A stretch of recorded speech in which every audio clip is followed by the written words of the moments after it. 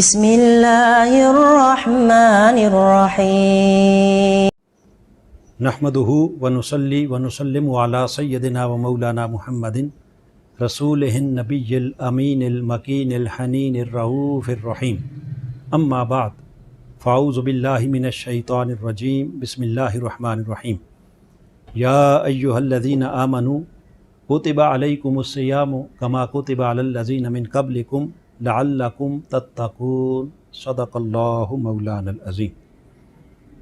معزز ناظرین و سامعین، اللہ رب العزت کی توفیق اور حضور علیہ الصلوۃ والسلام کے نالین پاک کے تصدق سے رمضان المبارک کی ان پر نور ساعتوں میں آج ہم آن لائن مسائل شریعہ کی اس نہایت ہی مقدس اور مبارک مجلس میں حاضر ہیں۔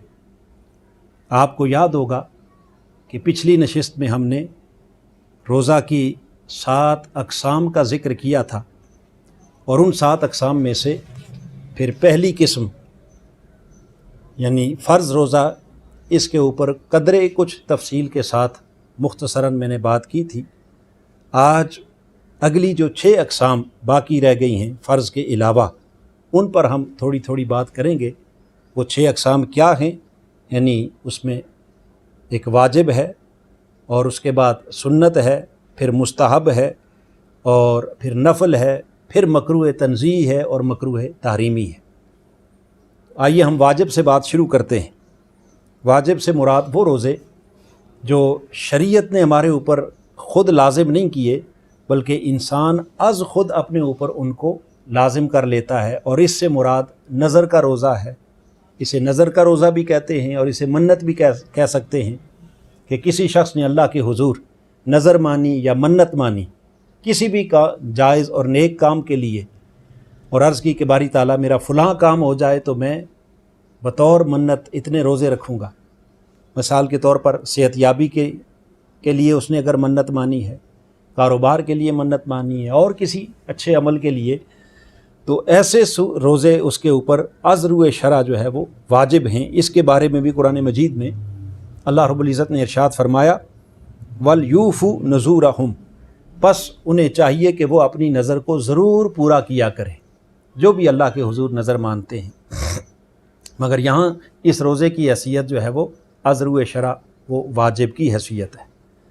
پھر اس کے بعد آگے چلیں تو مختصراً سنت، اور سنت روزہ سے مراد یعنی 9 اور 10 محرم کا روزہ، جو تاجدار کائنات صلی اللہ علیہ وسلم کی سنت مبارکہ سے ثابت ہے، یہ سنت کے درجے میں آتا ہے۔ چوتھی قسم سے مراد جو ہے وہ مستحب روزہ ہے، اور مستحب سے مراد جیسے ایام بید کے روزے ہیں۔ ایام بید ہر مہینے کی 13، 14 اور 15 تاریخ میں یہ روزے رکھنے یہ مستحب ہیں۔ اسی طرح یوم عرفہ یعنی 9 ذی الحج، حج والے دن کا روزہ رکھنا یہ بھی مستحب ہے۔ اسی طرح ہر پیر کو روزہ رکھنا یہ مستحب ہے، آقا علیہ الصلوۃ والسلام کا عمل مبارک رہا ہے۔ ہر جمعرات کو روزہ رکھنا یہ بھی مستحب ہے۔ اور اسی طرح پھر عید کے فوراً بعد، چھوٹی عید کے فوراً بعد جو ماہ شوال کے 6 روزے ہیں، یہ 6 روزے رکھنا یہ بھی مستحبات میں سے ہیں۔ اور اسی طرح پھر حدیث پاک میں صوم داؤدی کا ذکر آیا ہے۔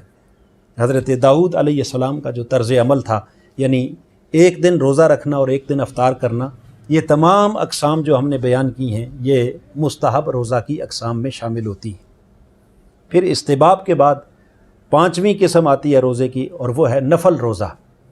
تو نفل روزہ سے مراد وہ تمام دن جن میں شریعت نے روزہ رکھنے سے منع نہیں کیا، ان تمام دنوں کے اندر کسی بھی وقت جب بھی کوئی روزہ رکھے گا تو اس روزے کی حیثیت نفلی روزہ کی ہوگی، سوائے ان دنوں کے کہ جن میں اللہ اور اس کے رسول نے روزہ رکھنے سے روکا اور منع کیا ہے۔ تو یہ یوں یعنی کسی بھی دن روزہ رکھنا یہ نفل کی حیثیت میں ہو گیا۔ اور اس کے بعد پھر اس کی 6ٹھی قسم ہے وہ ہے مکروہ تنزیہی۔ تو مکروہ تنزیہی سے مراد یہ ہے کہ اللہ اور اس کے رسول کے بیان کردہ وہ خاص دن جن میں حضور علیہ الصلوۃ والسلام کی سنت سے روزہ ثابت ہے، ان دنوں کے علاوہ کسی دن کو اپنے طور پر روزہ کے لیے مخصوص کرنا۔ مثال کے طور پر جیسے صرف 10 محرم کا دن، اگر 9 اور 10 دونوں کا رکھا تو وہ سنت میں آ جائے گا، اور اگر صرف 10 محرم کا دن روزہ رکھا تو یہ روزہ جو ہے یہ مکروہ تنزیہی میں آ جاتا ہے۔ اسی طرح صوم دہر یعنی پوری زندگی کا روزہ، آج روزہ رکھا، رات افطار کیا، کل پھر رکھ لیا، پھر افطار کیا، پھر رکھ لیا، اور ایک روزہ بھی قضا نہ کرنا درمیان میں بغیر وقفہ کے، اس کو کہتے ہیں صوم دہر۔ اور یہ روزے رکھنا بھی آقا علیہ الصلوۃ والسلام نے اسے چونکہ منع فرمایا ہے، یہ مکروہ تنزیہی ہے۔ پھر اسی طرح صوم وصال یعنی تسلسل کے ساتھ روزہ رکھنا، سرے سے افطار ہی نہ کرنا، دن بھی روزہ رات بھی روزہ، اس کو صوم وصال کہتے ہیں۔ اور یہ صوم وصال رکھنا یہ بھی مکروہ تنزیہ ہے، چونکہ آقا علیہ الصلوۃ والسلام نے اسے منع فرمایا ہے۔ تاجدار کائنات صلی اللہ علیہ وسلم نے جب یہ روزے رکھنا شروع کیے تو صحابہ کرام نے دیکھ کر انہوں نے بھی صوم وصال یعنی بغیر افطار کے روزے شروع کر دیے، تو چند دنوں کے بعد ان کے جسم میں نکاہت آنا شروع ہو گئی، اور کوئی ادھر گر رہا ہے، کوئی ادھر گر رہا ہے، صحیح طور پر وہ فرائض بھی اور احکام شریعت بھی ادا کرنے کے قابل نہ رہے۔ تو میرے آقا نے پوچھا تمہیں کیا ہوا؟ عرض کی یا رسول اللہ آپ کو دیکھا، بس ہم نے بھی دیکھ کر اسی طرح روزے رکھنا شروع کر دیے۔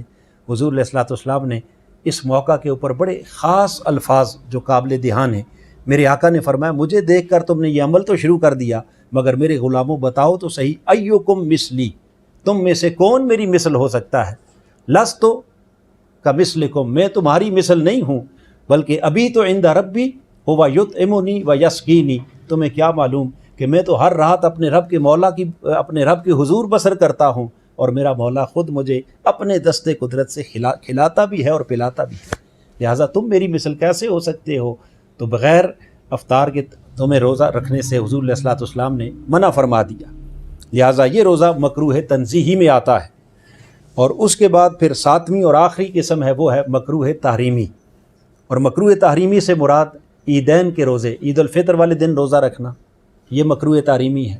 اسی طرح عید الاضحیٰ، قربانی والی عید، اس موقع پر بھی روزہ رکھنا یہ بھی مکروہ تحریمی ہے۔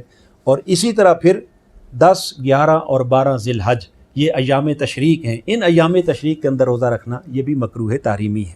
اللہ رب العزت ہم سب کو احکام شریعت کو صحیح طور پر سمجھنے کی اور اس کے مطابق عمل کی توفیق عطا فرمائے، آمین۔ وما علینا الا البلاغ المبین۔